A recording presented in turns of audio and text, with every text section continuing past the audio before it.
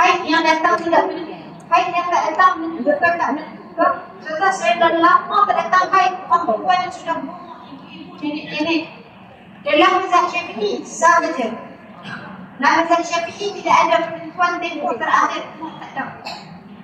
Mazhab Syafi'i umur pula mesti 9 tahun, umur lah tak ada. Dia keluar haid dia umur 63. Darah sama sifat haid disebut sebagai haid. Jadi tidak ada limitasi. Jadi haid dia tak. Dia berbeza-beza menjadi situasi. Okey. Nah, beza sikit. Yang kedua namanya istihadah. Istihadah ni darah dia. Dia bukan darah yang keluar kerana haid, dia bukan darah yang keluar kerana mana cukup. Dia keluar kerana kita sakit, dia keluar kerana kita ambil hormon. Kita ambil implan, kita makan ubat pil beransang, kita makan pil tahan haid dalam ruang dan sebagainya. Maka bila balik jadi gangguan darah itu, darah yang keluar tengah haid jadi fast, disebut dengan darah penyakit. Ini ciri-ciri dia. Kurang daripada 24 jam, lebih daripada 15 hari, lebih daripada 6 hari nifas. Tahap Syafi'i. Kemudian kurang daripada tempoh suci minggu. Ini 15 hari. Ini dan terus dia keluar sekitar hari kebiasaan kali. Hari ini puan-puan, anak-anak kita dah mulai satu fenomena baru. Umur 9 tahun dah ramai darah haid. Yang main kat sini kata umur 7 tahun, dia dah keluar darah 9 je darah haid. Bila pergi jumpa doktor kata hormon dia lemah dari awal, akhirnya dia main nak tengok secara betul sepakat ulama 9 tahun orang yang berfirman sebagai haid.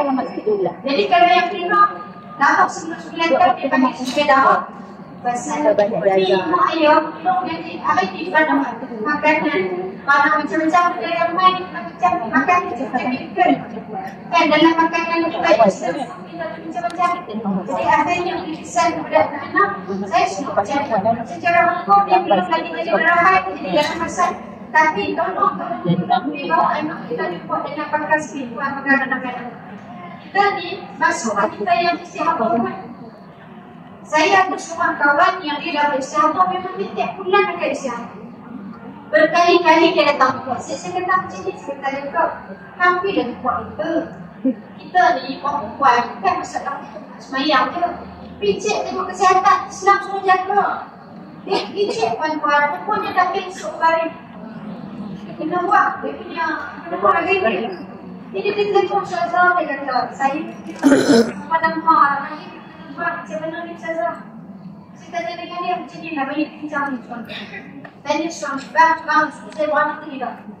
Kalau dah tak mau anak dah, selamatkan diri lebih keutamaan diri dia, maka buang dah bagi dia. Alhamdulillah.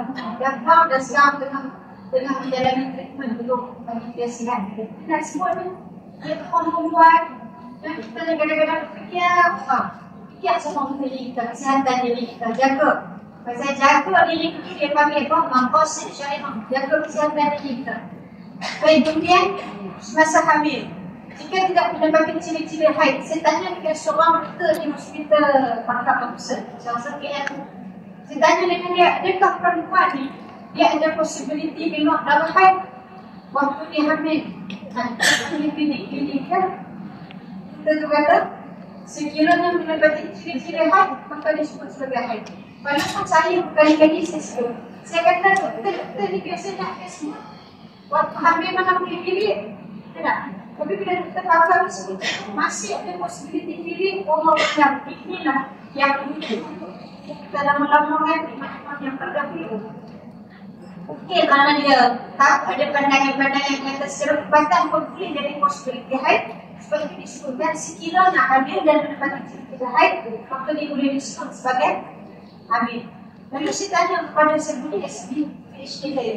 Saya buat kajian tentang fit wanita, khususan untuk apa yang dilaksanakan ibadah haji.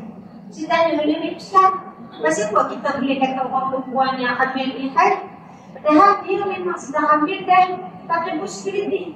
Dia kata dengan saya, Nazira, hukum ni dia bukan beri ikut hukum rata dah. Hukum ni dia case basis. Case basis bukan semua orang akan jadi orang tertentu. Dan kalau orang tertentu mungkin itulah ruang dia.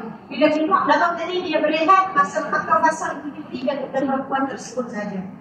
Jadi sebab itu kita tak boleh kata apa sih buat macam ni, tak boleh. Sebab dia kata bila dalam hukum mereka ni kita tidak sebut secara awam, tapi kita sebut berdasarkan kes-kes tertentu. Beza.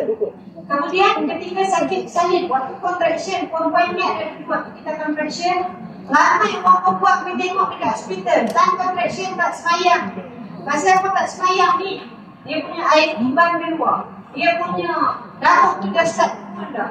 Mereka kata selama tidak relation keadaan itu 10, selama belum keluar janin, maka fasa contraction sebagai masa istihadah wajib semayang.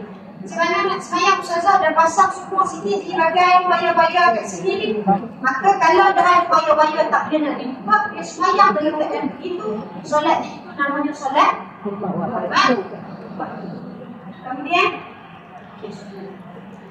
Kemudian tiba ambil ilmu perancang atur haid. Ini kita sebut antara kisah-kisah dia lah. Dan juga perempuan istihadah juga boleh keluar dalam fasa dalam istihadah selepas daripada dia haid. Kemudian itu contoh dia.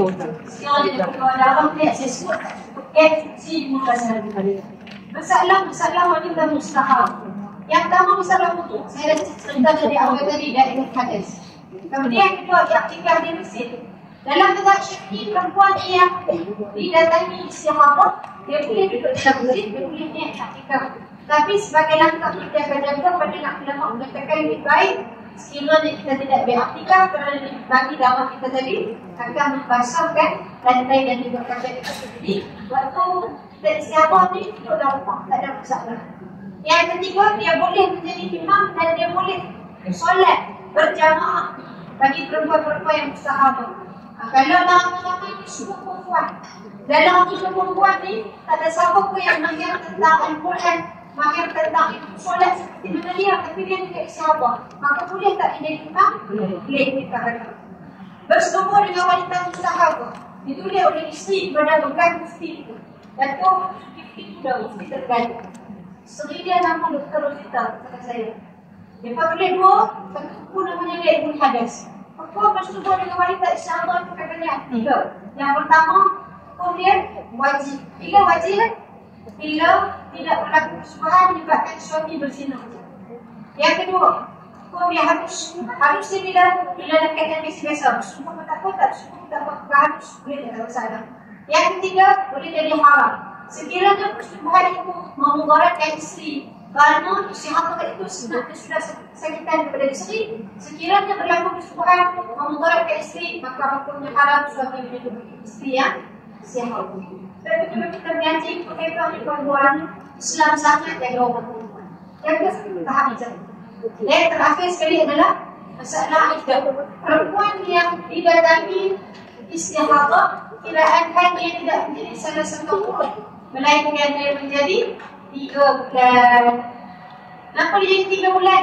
Sebab bila kiraan ni sudah bulan Raya, dia ambil kuih 90 hari. Kalau orang yang salah satu 3 kali suci, dia mungkin pergi dalam 76 hari macam tu dah sikit berbeza. Jadi kena hati-hati. Okey, last. Habis dah. Antara nifas dan juga piladah. Apa beza ni puan-puan Islam dia? Piladah proses. Nifas keluar ambil semua jari. Jadi itu jangan terbuka. Okey, piladah ni apa? Proses kelahiran. Kalau nifas ni apa?